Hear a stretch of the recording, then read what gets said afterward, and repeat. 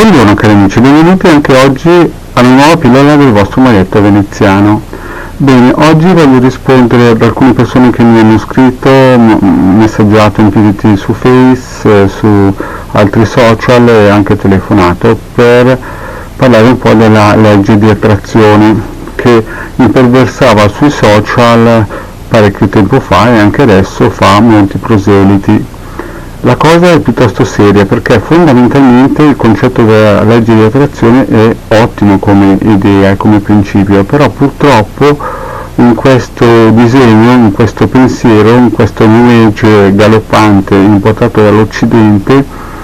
ci sono delle piccole pecche di costruzione. La prima cosa è che noi dobbiamo pensare che non è che si può pensare sempre positivo e essere sempre buoni, perché purtroppo quando noi facciamo del buonismo senza giustizia creiamo per compensazione un mostro o qualcosa di negativo da qualche altra parte del pianeta o del cosmo, a dipendenza di quello che creiamo noi. Quindi se noi pensiamo che col buonismo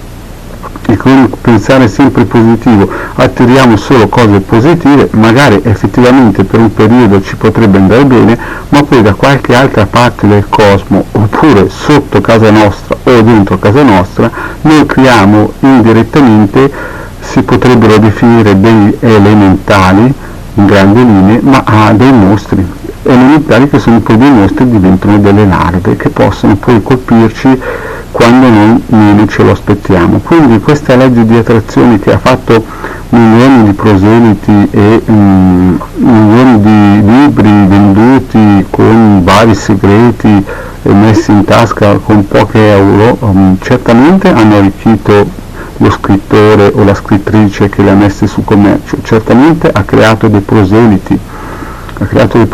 però certamente ha anche creato moltissimi mostri eterici o astrali, o quantomeno in qualche parte del mondo ha creato delle faglie. Quindi questo buonismo della serie pensiamo sempre bene, poi ci verrà sempre vicino a noi del bene, sicuramente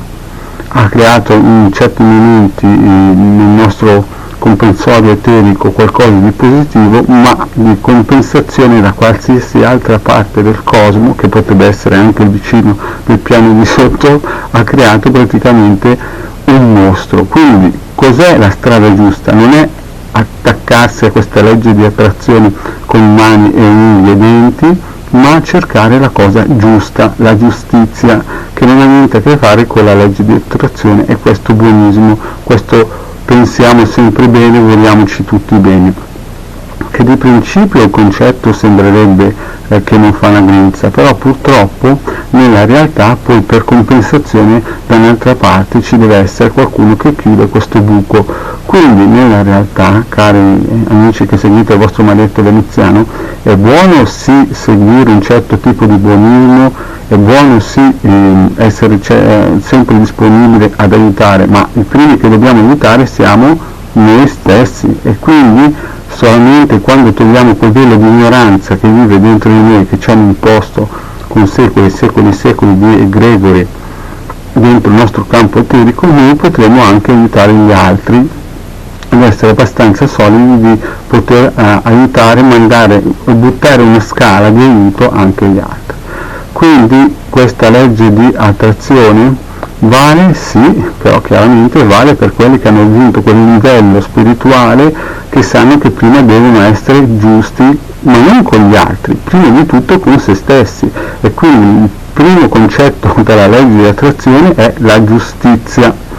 Quindi è inutile che noi vogliamo una macchina bella e poi la macchina bella ci arriverà, per il semplice fatto che magari la macchina bella ci arriva, però a 250 km/h e poi magari ci andiamo a fare la bua sull'autostrada. Quindi cari amici, vi ripeto, la legge di attrazione va benissimo, però ha un prezzo che è quello di costruire da qualsiasi altra parte del cosmo, no? E per cosmo io intendo questo pianeta di terra e acqua, dei mostri o qualcosa che noi non riusciamo a definire nel nostro comprensorio di buonismo. Quindi quando voi vedete nei vari gruppi social mandatemi luce bianca, luce gialla, angeli colorati, schiere di Michelangeli che scendono, mi dice che se io penso positivo poi mi arriverà tutto positivo. Questo sicuramente può succedere, magari per un caso fortunato, ma però ricordatevi che ha un piccolo prezzo, e il prezzo è che da qualche altra parte del cosmo, per compensazione, ci dovrà per forza essere una falla che deve essere riempita da questo falso buonismo. Quindi dipende se voi siete in grado di pagare questo prezzo, di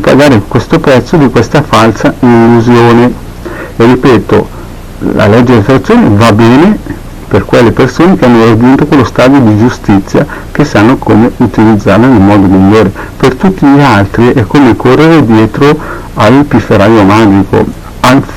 Funzionerà sicuramente per un certo periodo, ma poi a un certo punto arriverà il conto da pagare, e magari uno avrà tirato a sé dei soldi e con quei soldi poi dopo avrà solo problemi. Uno avrà tirato a sé un jet personale e poi magari con quel jet personale avrà dei problemi. Quindi, cari miei, attenzione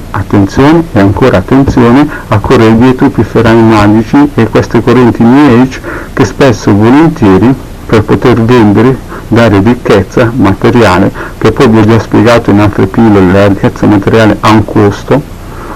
grandissimo che porta nel basso astrale. Mi ricordo di guardare la pillola del grande Salvatore Paladino, che in una sua pillola spiega benissimo cosa vuol dire questo. E detto questo, cari amici, vi consiglio di andare a vedere anche le pillole della Hildegard, che spiega benissimo anche questi concetti,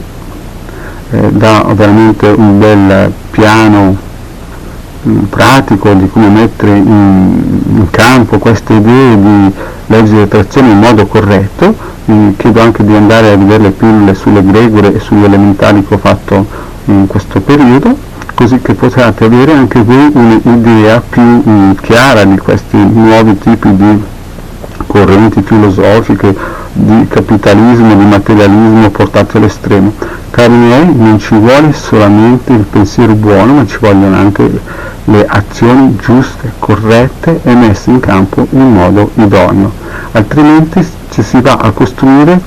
dei momenti magari belli, ludici, di tranquillità, anche spirituale, ma che sono effimeri, perché poi dopo arriva il conto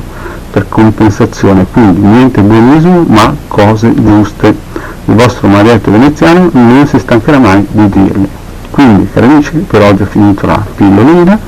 Vi invito a iscrivervi al canale di Hildegard e Marietto Veneziano, trovate sotto in descrizione anche i link per venirci a raggiungere nei gruppi di Facebook. Detto questo, cari amici, vi auguro una buona giornata e vi saluto e alla prossima. Ciao!